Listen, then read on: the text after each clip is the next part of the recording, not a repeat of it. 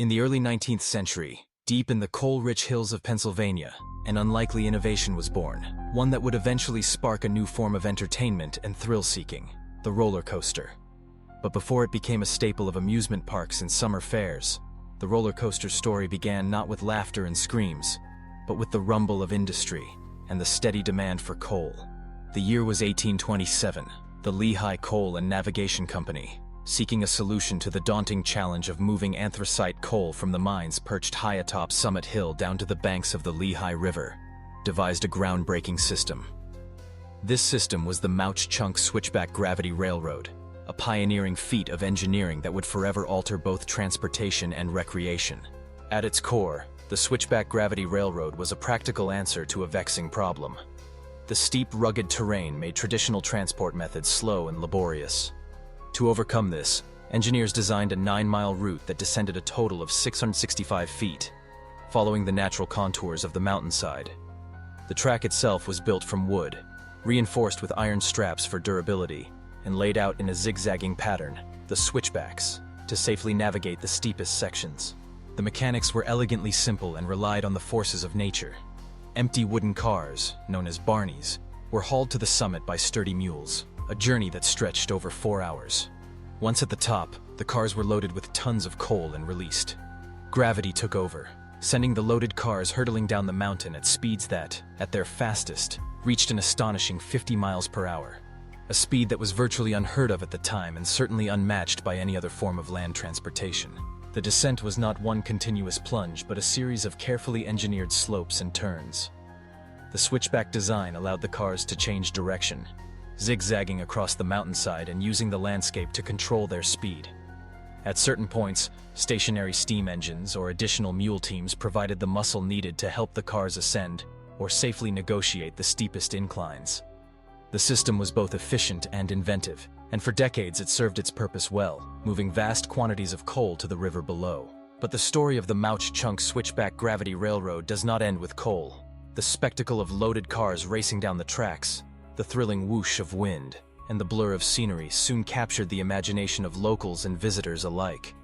People began to wonder, what would it be like to ride those cars themselves, to experience firsthand the exhilaration of such speed?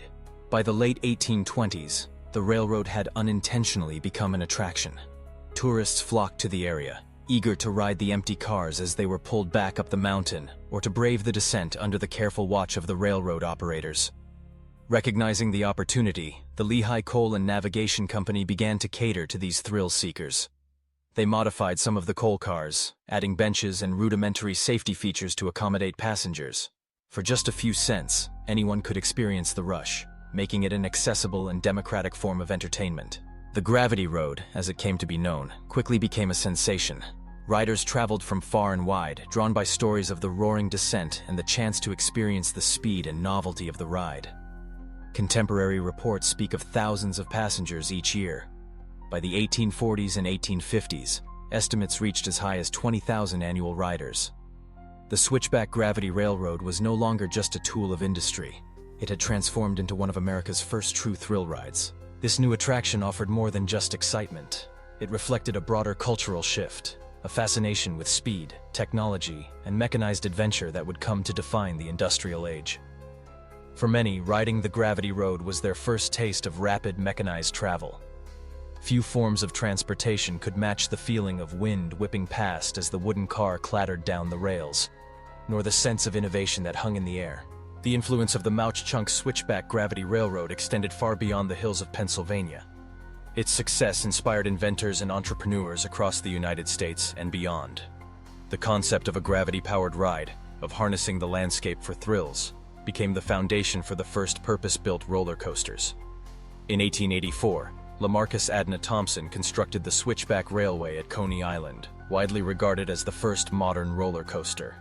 This ride, and many that followed, borrowed directly from the principles and excitement pioneered on the Gravity Road.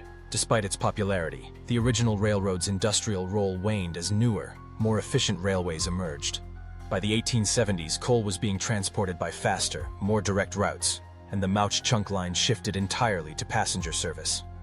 Even as the Great Depression took its toll, and the railroad was eventually dismantled in 1933, its legacy endured. The Mauch-Chunk Switchback Gravity Railroad stands as a testament to American ingenuity and the spirit of adaptation. What began as a utilitarian answer to a commercial challenge evolved into a beloved source of entertainment and wonder. Its wooden tracks, iron-strapped for endurance, carried not only coal, but also the laughter and amazement of generations of riders. Today, the Switchback story reminds us that innovation often has unexpected consequences. A simple solution for transporting coal became the birthplace of the roller coaster, a symbol of adventure, joy, and the timeless human desire to chase a thrill. The echoes of those first gravity-powered descents still resonate in the clatter of modern roller coasters, as each ride pays homage to the hills of Pennsylvania where it all began.